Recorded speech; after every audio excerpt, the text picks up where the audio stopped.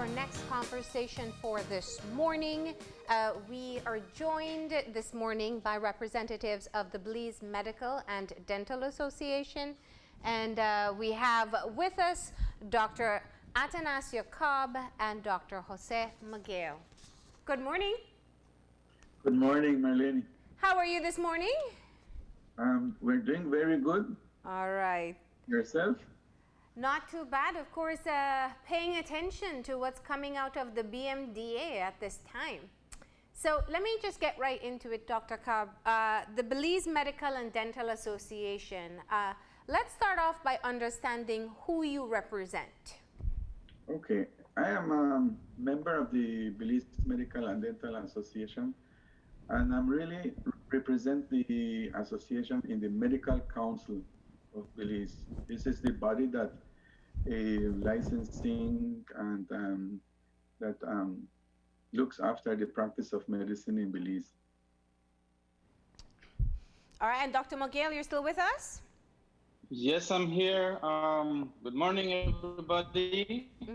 I'm Dr. Jose Miguel. I am the president of the BMDA.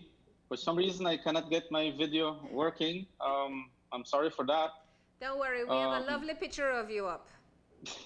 Thank you.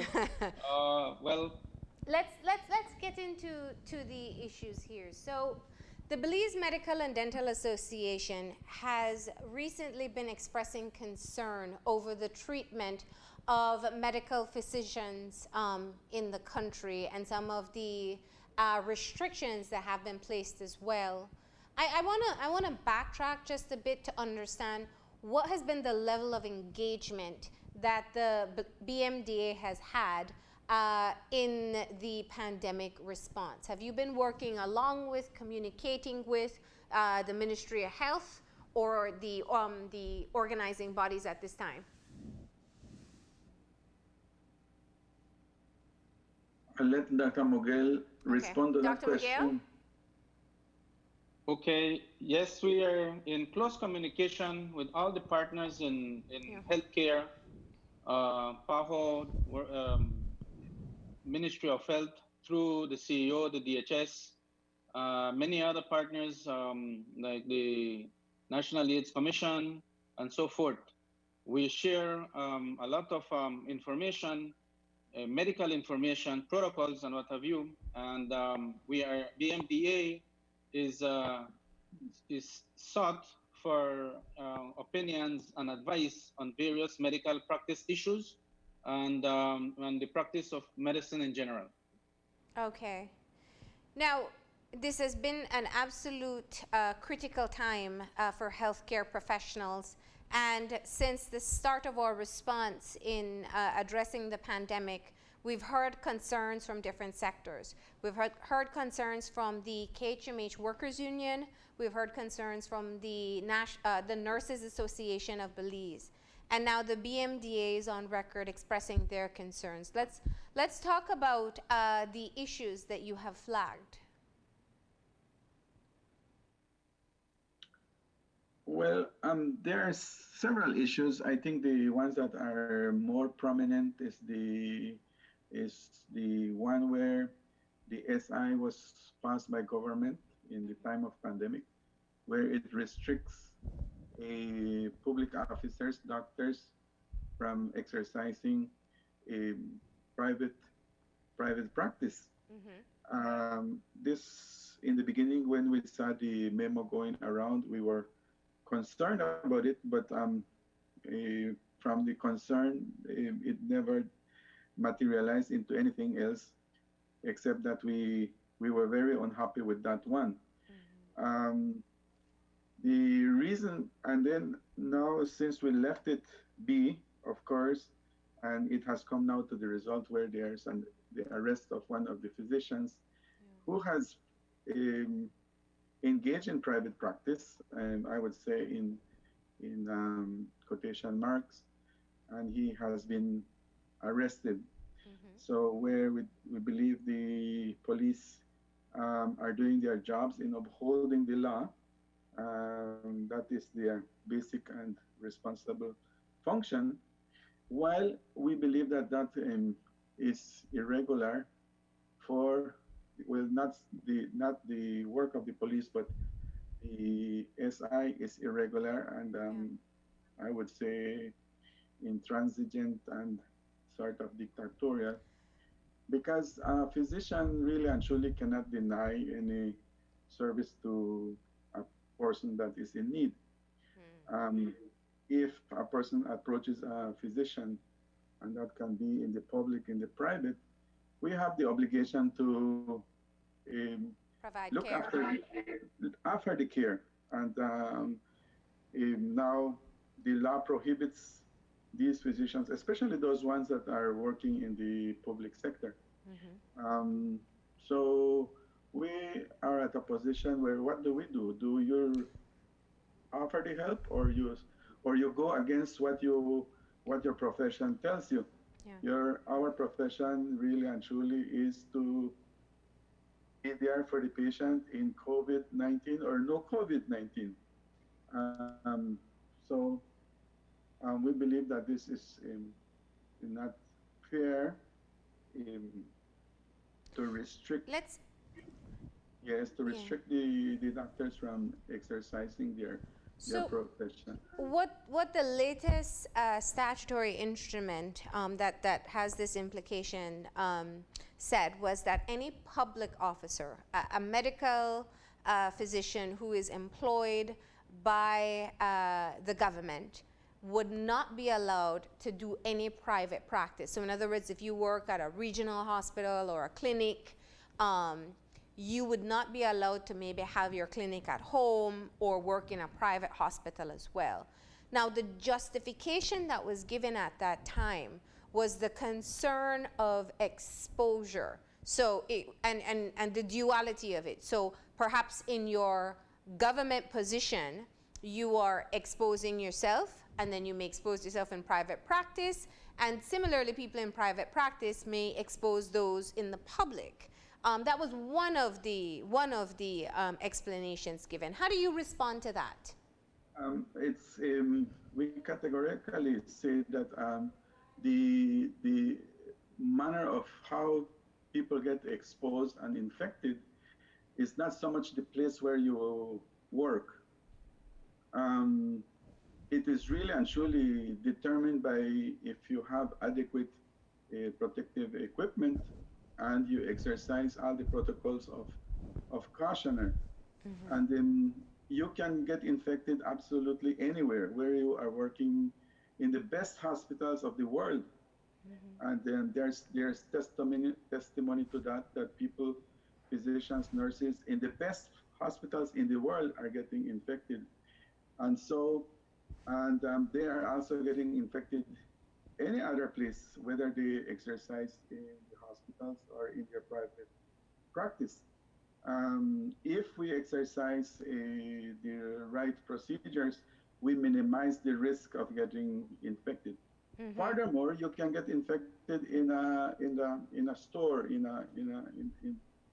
walking in the streets with somebody who is completely asymptomatic and shedding viruses. So that is not that really actually does not really hold. Yeah, yeah. I would want to add, Dr. Mughal here again, to Dr. Cobbs, is that it's a matter of preparedness. You know, availability of PPEs, availability of testing. If those PPEs and testing were available privately, then we could, doctors can practice both private and public, and still provide all the quality and standardized care needed. So it's a matter of preparedness. Yes, in the private practice, in this particular period, the availability was not there. Since the PPEs and all the testing material was being acquired through the Ministry of Health and PAHO, then the private sector did not have that service. However, if we were to standardize the care throughout, level the standard of care, then the public, the general public, can access the services, both private and public, with no risk, no added risks of contamination and transmission of the illness. Yeah.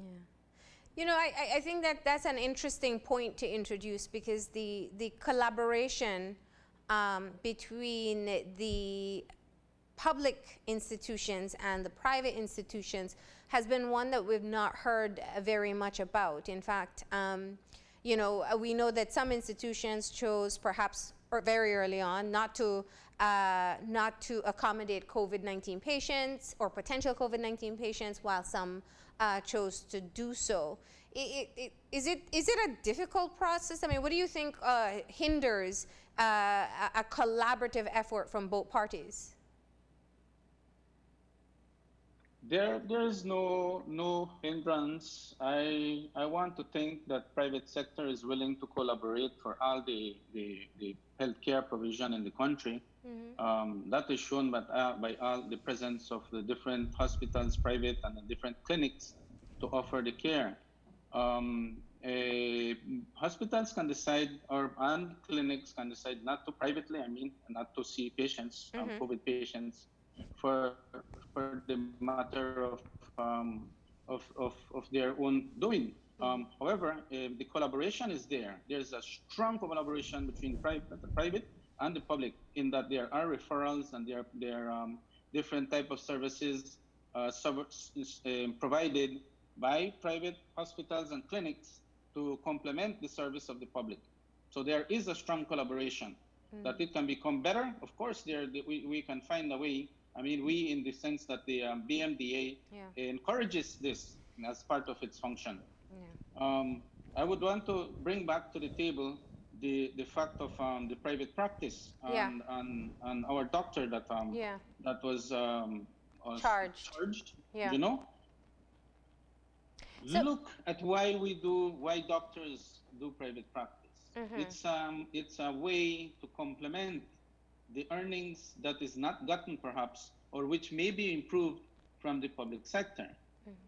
It's public notice that that perhaps the public sector can improve in offering the benefits and salaries to secure the employees and perhaps future employees, both medical officers, general practitioners, and specialists. The salary scales that Jules from the other channel brought up the last time, it was about this week, I think, clearly stated that the salaries acquired by the doctors, general practitioners, can improve greatly.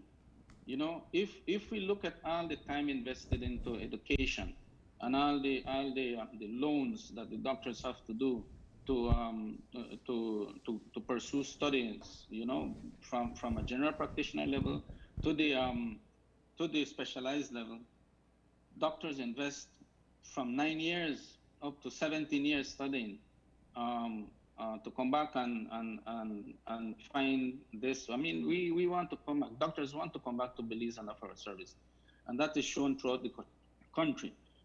When I came, there was about 67 doctors, and I think Dr. Cobb can talk about that. and now we have 472 doctors. We had about 180 specialists working throughout the country, part of which are the specialists practicing in the public sector. But we well know that there are arrangements and there are different types of operations that the doctors will do to be able to meet the standard of living of Belize. Okay, we know that all doctors have to meet all the commitments, rent and or mortgage, vehicle transportation, and what have you. All this has to be factored in the emoluments of the doctor. Okay, maybe Dr. Cobb, I don't know if you want to add to that. Yeah, I think the problem that our public institutions have in regards to human resources is limited. We know for sure that they don't have enough physicians to cover all the services. And this private allowance that they call like a big dipping, and it's basically about $400 per month to allow to to forego for private practice in the public sector.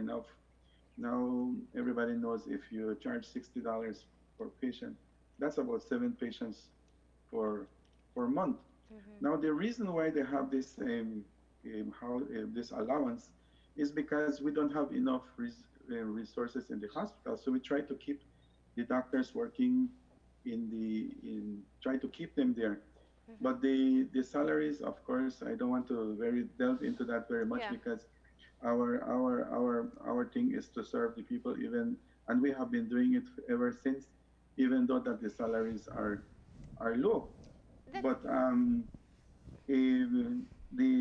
the fact that we have to keep importing physicians, first from India, then from Mexico, then from Central America, now from Nicaragua, Venezuela, and Cuba, it simply reflects the issue that we cannot keep our doctors in our public hospitals, and that there is a problem. Why can't we keep our doctors in the public sector? Because for many reasons, one of the reasons, of course, is salaries, but um, eh, we need the Ministry of Health needs to find ways, attractive ways, innovative ways to keep physicians working in the hospitals and not moving out of the public sector and going completely to private practice. you know what you both, I think, very clearly explained is that this is not a new practice. This has been ongoing for a very long time, and it's for GPs or general practitioners, right up to specialists, that you would work in. If you work in the public sector, you probably do some part-time or separate private clinic as well, and it has become a part of their supplemental income. You had raised the concern very early on, and then we saw the first charge take place for a physician in Cayo who was charged for practicing in private practice. You know, your press release, I think, is extremely stern, but it also shows some inequities as well, because physicians who are part-timing or who are working in KHMH are not held to the same standards. Talk to me a bit more about that. Yes, I want to be vocal in this regard, because if the law of the country says everybody shall wear a face mask going into the leaving your house, and don't leave your house without your mask on, and that applies to every single human citizen of this country. If you have an SI that says there's no private practice allowed, that means that it should be applied all over the country as well, and it should apply to every physician. So here we have one of our main tertiary hospitals in the country, where a great number of our doctors, I'm not talking about against our doctors, but about the SI, Yeah. that the law does not apply to one of our biggest hospitals. So I find it quite discriminatory for it to be applied to one of our junior people, the one in the soldier on the foot, like you would say, the one on the ground, on the battleground, and the others are just the law is conveniently disregarded in this aspect. So I think it's very unfair. We either apply to everybody, or we decide that this law is not applicable in these conditions, and then we should repeal this law. In absolute fairness, is there any justification that you can think of as to why it would be necessary for a general practitioner to not be doing additional hours in private practice? Is there any reason, knowing the wealth of experience you both collectively have? To me, it boils down to not so much that they are going to get infected, but to me, it's that the ministry does not have enough physicians in the event that we have a great toll of patients coming in. And that is the reason why they were put on 12 hours working shifts instead of the regular hours that the doctors are working. Mm-hmm. They are now put on 12 hours, and then they are not able to go and visit their families for so many weeks if they're in the front line. Mm-hmm. Yeah. Dr. Miguel? Listen, as I mentioned just now, the public sector and private sector complement each other. Mm-hmm. There are services that are rendered in public, perhaps that can be complemented outside, and services that are not in public might be available private. So we cannot see as the two sectors, private and public, as conflicting. They must be seen as complementing.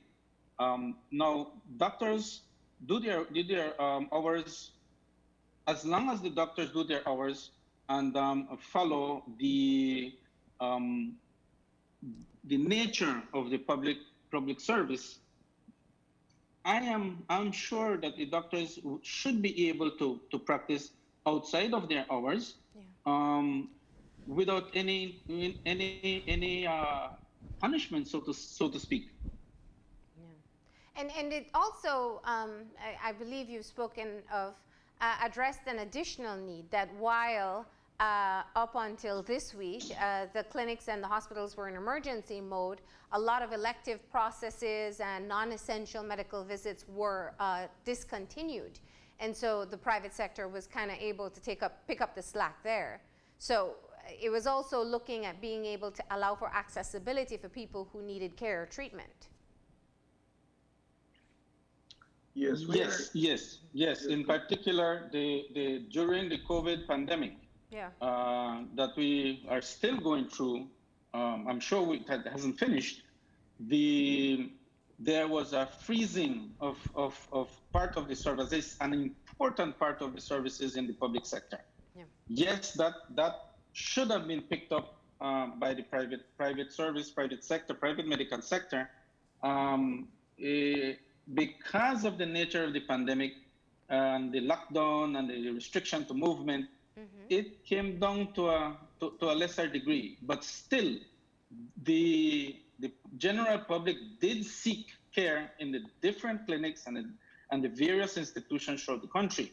Yeah. So that is an example of the complementary role that private sector has with the public sector. Okay, and that is across the board. Across the board from the level of the training, general practitioners versus the specialists. You will see that specialists are concentrated in the different district capitals and in Belize City. General practitioners are on the other hand spread throughout the country. So you will find that general practitioners may provide more service than the specialists who are less numerous. When I say more, I mean a larger spectrum of care. Yeah. All right. I don't know, Dr. Cobb, can you opine on this? Yes, you are right. The most of the specialists are concentrated in the biggest cities like Belmopan and Belize City. Yeah. And within the country, it's mostly the general practitioners that offer their services to their population. And with the restriction of movement, of course, there was an increased need for that since the public the SI didn't allow for free movement from districts to other districts. Yeah. So it was necessary. It was a needed service. Yeah. Have you heard any? I mean, you raised your concern regarding this issue. Have you heard any response since now the hospitals are opening up back to allow for clinics and the services that they had momentarily stopped under the emergency mode? Have you heard whether or not the SI will be changed or this portion of the SI removed, since you have been lobbying for it, and especially now after the charge has been made for the first doctor? Well, let me intervene here. I want to say very clearly that BMDA as an association who represents first its members and then and all the doctors throughout the country, because Belize Medical and Dental Association is seen as a national association, Yes. recognized by the World Medical Association. Now that said, the BMDA is demanding that the SI prohibiting the private practice, independent private practice by employees of the government to be repealed, because it goes directly in contravention to the core practice of medicine, not only in Belize but throughout the world.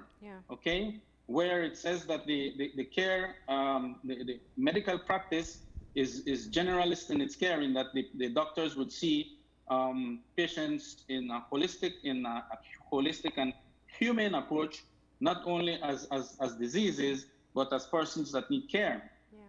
Okay, and then patient-centered, in that it has the doctors have to look at the patient's problems, not only in restricted to a disease, but throughout the life, and the doctor has to be has to provide a continuous care where because the doctor closes his door, or because the hospital is or leaves the hospital, means that the provision of care stops. No, the provision of care or the need of the general public continues continually. So restricting the practice is totally in contravention to all these core principles of medical practice. But have you gotten any response? Have you gotten any indication that perhaps they will look at it, that they will consider it? Because you have been very vocal against this section of the statutory instrument. Well, we have been vocal at all levels of society and all levels of governance. We haven't had a response, but I'm sure that an effort like this will trigger a response. So it has not just been about the restrictions placed on government doctors who work with the government, or I should say general practitioners who work with the government. You've also spoken out against what you're calling unfair treatment of some of the doctors, specifically in the South. Now, the Director of Health Services has responded to this matter, saying that it was not a punitive measure being placed on the physician from Southern Regional, but just a matter of a standard transfer. How do you respond to that? Dr. Cobb? Yes.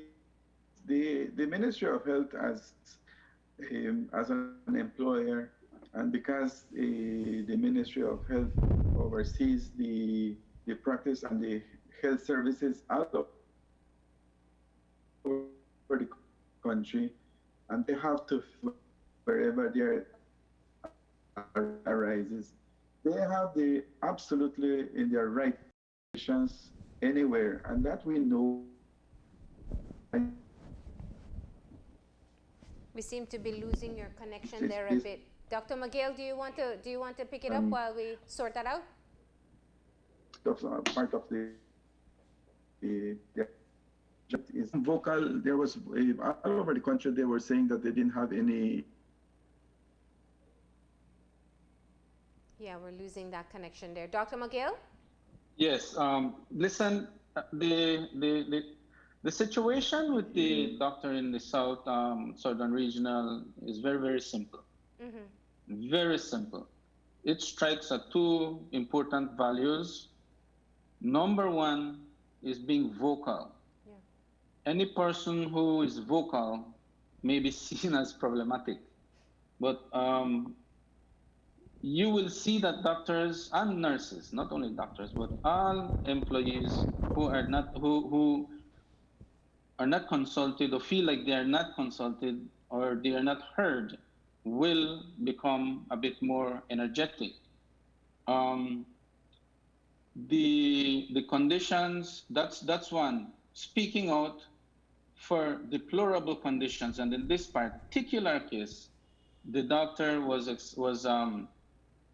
voicing out his opinion with regards to the conditions that they were working in. And we all know that at the beginning of the pandemic, there were few things in place to ensure a proper environment, working environment for our doctors and nurses. The nurses expressed this very clearly, and the KHMHU expressed it very clearly, that there were shortage of testing kits, that there were shortage of PPEs, and the PPEs that were available were closely being monitored. We understand that. The association does understand that the supplies were short, and therefore had to be managed very carefully. I'm sorry, I got Flu, yes. Let me just finish this last point, Yeah. Dr. Cobb, and I will. Yeah. Then the next point that the doctor was expressing is sticking to protocols. Okay, in the person's very language, really came down to that. The protocol of quarantining. You quarantine 14 days or you quarantine 21 days. In the mind of the doctor, it should have been 21 days that as agreed at the area, and perhaps the doctor was being posted to another site before finishing his quarantine time. So those are two issues, and I'm quoting the doctor as he expressed to us. However, this entire matter has been under investigation. We have been in close contact with the Ministry of Health through the DHS, and we are trying to find, with other partners that include PSU, Public Service Union, to see how we can come up with the best solution to this problem. Okay, on behalf of the doctor, preserving the well-being of the employers and the employee. Yeah, okay? And I think that's perhaps what the most critical aspect is, that you are an advocacy arm for the doctors across the country. You know, we just need to turn on the television and watch what's happening in other parts of the world. And we know that frontline workers, the nurses, the doctors, and other medical staff oftentimes are some of the victims of COVID-19, and some even having to face the fatal consequences. So knowing and understanding that there is sufficient protection and preparation for frontline staff continues to be, I think, a concern for all of us. One, just because it's a life, but two, because we also need you. You're our main resources. So when we move into this period of containment and we're preparing for what may be a second wave when and if it comes, what are you doing to ensure that all the concerns you heard before we were facing cases, while we were facing cases, are now addressed? Ms. Marlene, can I ask that that we put this on a little hold and ask Dr. Cobb to finish his idea, if he can right now, about what he was saying about the South? Okay. Yeah, well, I think I basically I said what everything that the ministry has the right to move any physician, and but what we don't really see or accept is that somebody is moved simply because he is vocal or he is concerned or he is worried that we don't have enough PPEs. Yeah. Historically, I can attest that this has been a practice ever since. When somebody starts to give trouble and says, "Oh, there's no sutures or there's no that," and people are scared, and especially the junior people are scared and says, "Well, I'll probably end up in Timbuktu, practicing in Timbuktu, so I better keep my mouth shut." But good leadership always wants to listen to all concerns, and together they can come with better results. So that's my take on that sort of policy. And it's good that we have senior professionals like yourself speaking out for what you're calling the junior or the younger or those who are newer to the profession, because you can really lend a level of support by just having your presence and being their advocates. going back to this time, how do we ensure that all the concerns, or what are you doing in terms of canvassing medical professionals to find out what needs to get in order now before we possibly face a next wave?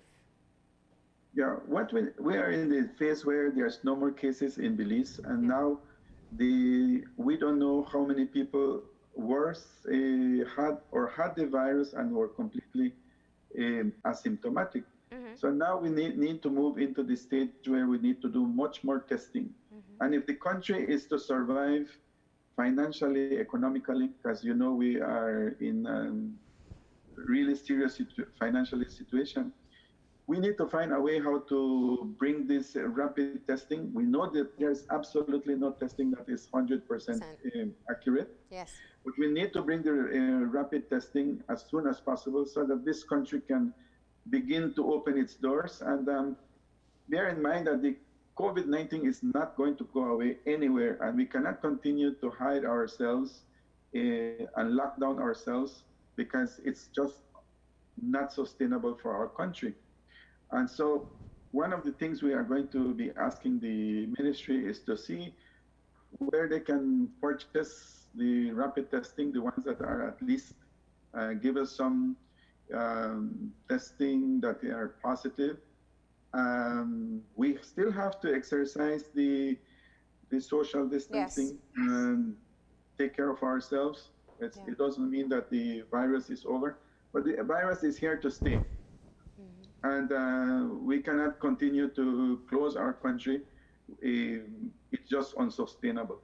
Yeah. All right. Well, we are out of time, but we do appreciate you sharing your Marlene, let me say one thing here.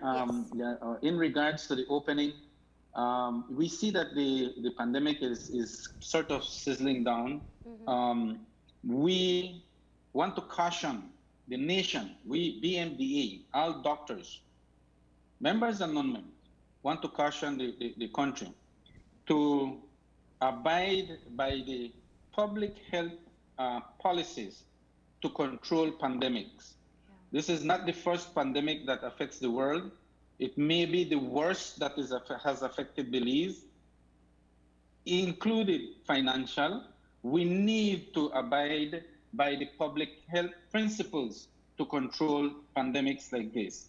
And they have been identified as three. One is isolation, quarantining. Visitors must be, or persons who are suspects of COVID have to undergo some form of isolation, whether it be provided by self or by the state. That has to happen, one. Two, testing, as Dr. Cobb has said, random testing or directed focused testing of persons who may be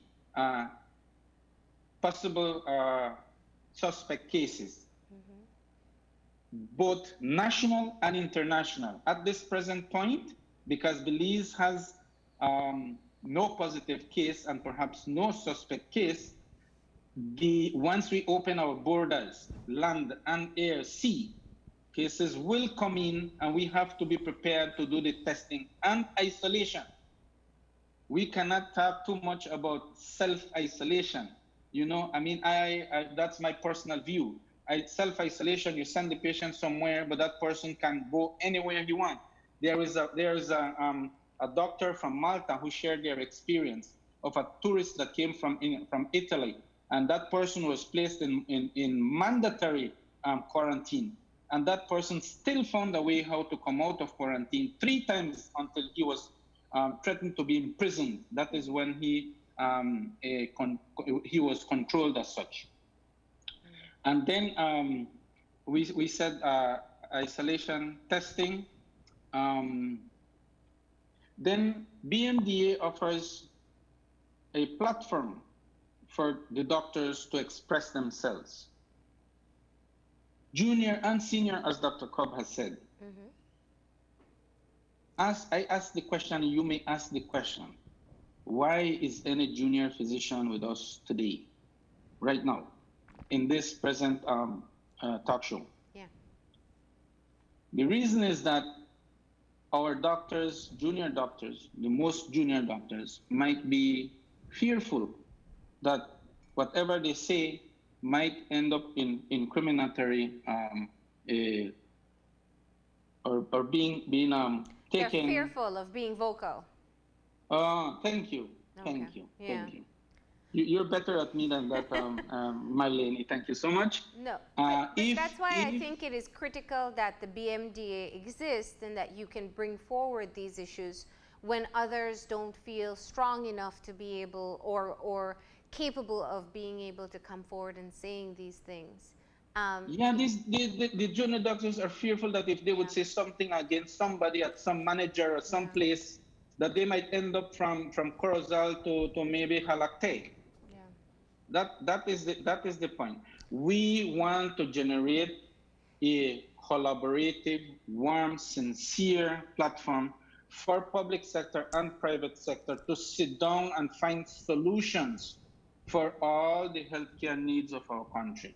Let us sit down and talk. Let us sit down and to be able to express ourselves.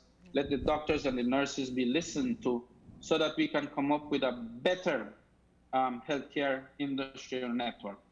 All right. I leave that with you. That message to you, Marlene. Well, I thank you both for being able to tell us a bit more about the concerns that you have been expressing. And we wish you the best of luck. And of course, stay safe. Thank you. Thank you for having us. Thank you. We're going to go ahead and take our final break now. And when we come back, we'll have our wrap up. So stay tuned.